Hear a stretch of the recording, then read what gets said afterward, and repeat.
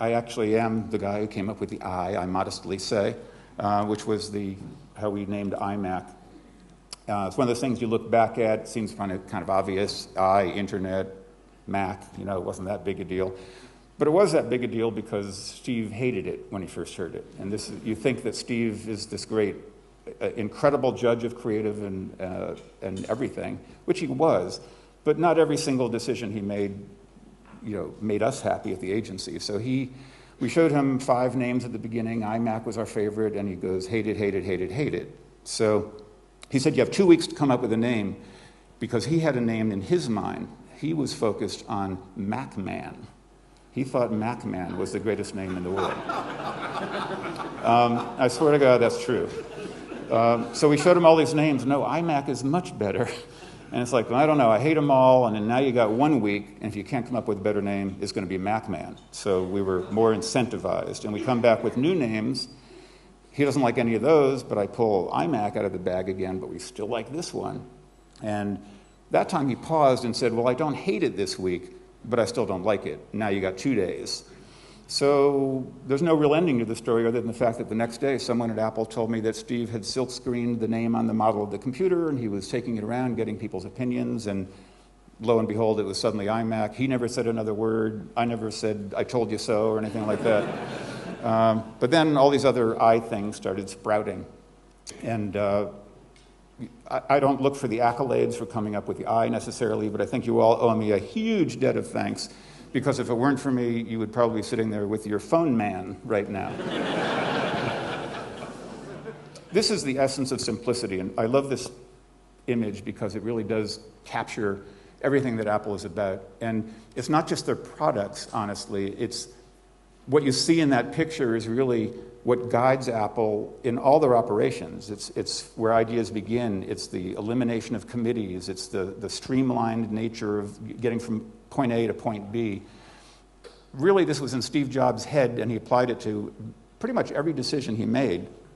And I think it's just this is the thing. Most people think Apple makes these amazingly simple products, and that's why they're popular, but it is my theory that it's because Apple has this love of simplicity that pervades the company, that they are able to make the products they make.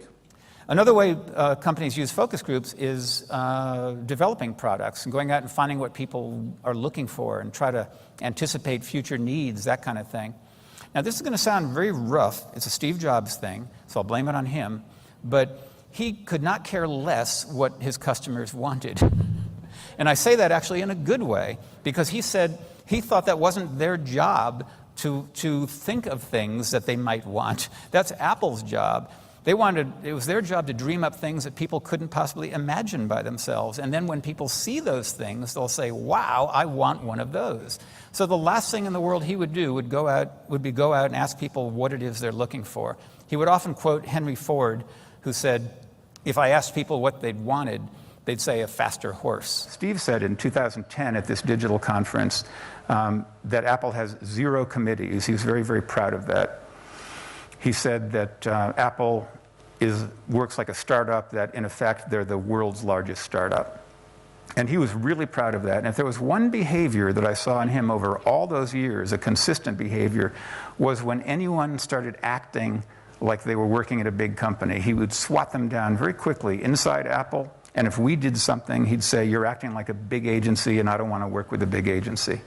Everything was done at a table, just an exchange of ideas, a whiteboard, no fancy presentations. He wanted to keep that entrepreneurial spirit. He believed that innovation did not happen at a company like IBM, although obviously they've innovated in their day. He was talking about the modern IBM, and they weren't creating these world-changing technologies, in his opinion, that they didn't have the right kind of environment. One of the reasons he thought that was the case was because he believed in small groups of smart people. Key word here is smart, actually, because without that, if you just have small groups of people, it doesn't work quite as well. This is a quote from Steve Jobs that I love more than any other one. Simple can be harder than complex. You have to work hard to get your thinking clean to make it simple.